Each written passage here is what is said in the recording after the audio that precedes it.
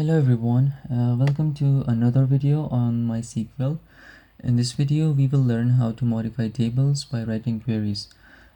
If you don't know how to create tables, I recommend watching my previous videos in which I taught how to create tables by writing queries. So now back to the topic of this video, table modification. To modify a table, we have a useful command called alter table command. We can use it to change column definition, to change column name, to add columns, to drop columns, to add a primary key, to drop a primary key, and a few more things, but we will only focus and learn the things that I mentioned in this video. So let's begin. First, let me execute this two pieces of code so that we will get the table that we will be working on. It's created. So we have a schema called university, inside of which we have a table called students. This table has student ID as its first column and its data type is decimal, which is not correct. The next column is student full name, which is integer, and this is not correct as well. And the last column is student major character, and it looks fine. So let's work on this table and fix its errors one by one. To modify a table, we have a structure. First we have alter a keyword, and then another keyword table, and then goes the schema name followed by dot, and then the table name. After table name, we have to write one of these lines. Let me repeat, only one of these lines, not all of them. So let's begin by first one of them, modify. This one is used to change column definition. So we will work on student ID and we will try to change its data type to smallint. Let's do it.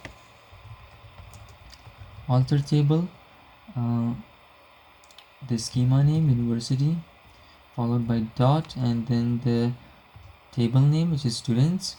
Now the keyword modify, as I said, modify goes here, and then the column name student ID.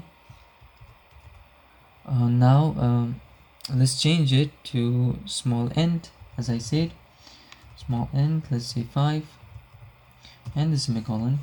Let's execute this and see what happens.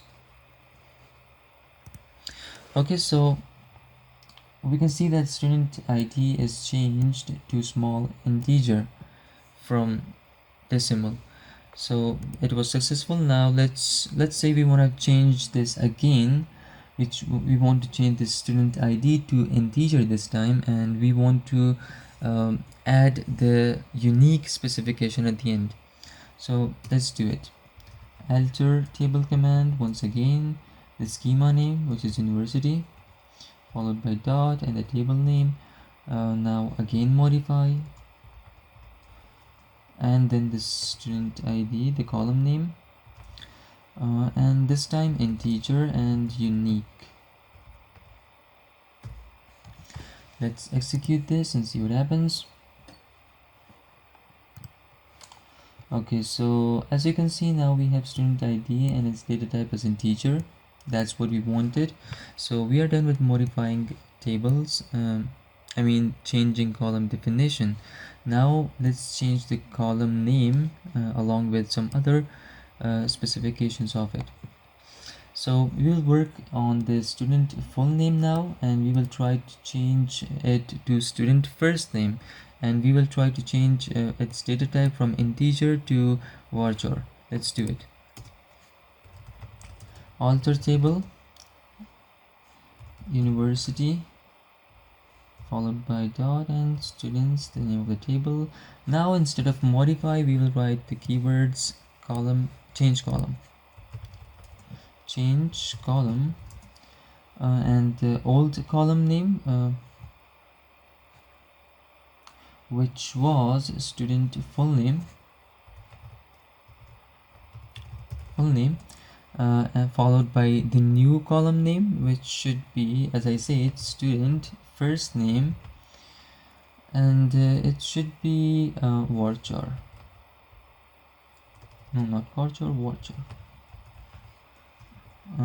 Let's say 45, and let's say not null because everyone has a name. That's it. Let's execute this. And yes, as you can see, the student first name is added in here. Its data type is varchar. I don't know why it created its primary key, but no problem, we will drop it later. So we saw changing column name. Now it's time to add columns. Let's add a column called student C GPA. Alter table, once again the same command, name of the schema, university.students, and this time add column. And let's see what the structure says. Column name, data type, and specifications. So student CGPA, and its data type should be integer, and specification, it should not be null, not full. Yes,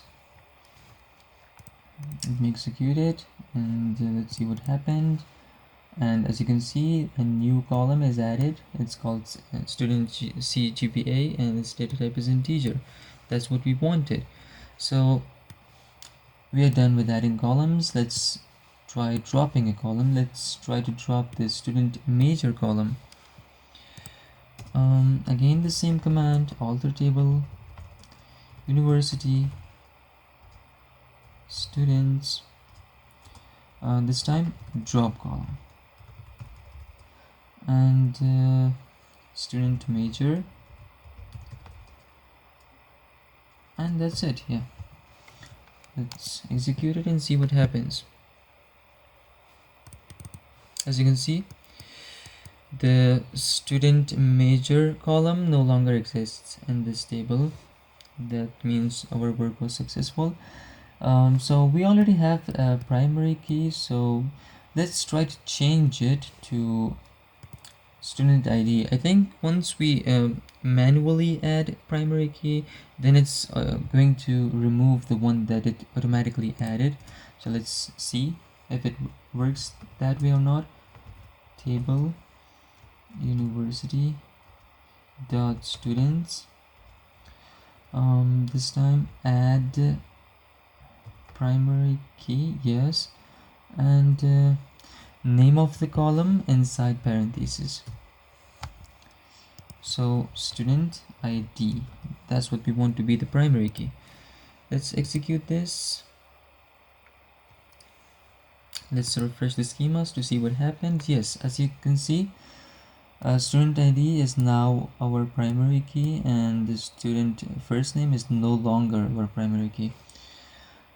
So let's try now dropping primary keys. I think if we drop it, it's automatically going to make the student first name as primary key, the same as it did previously. Let's see if that happens or not. Alter table university dot students, drop primary key. Yes, that's it. Let's execute it, and yes, exactly, that happened. Student ID is no longer primary key, which we had selected as primary key manually, and the student full name is changed to primary key. So anyway, this was all for this video. I hope you learned, I hope you enjoyed what I thought. If you liked the video, then please consider giving us a thumbs up, and subscribe to my channel to see the upcoming videos that I will be uploading very soon. So thank you, and see you in the next videos.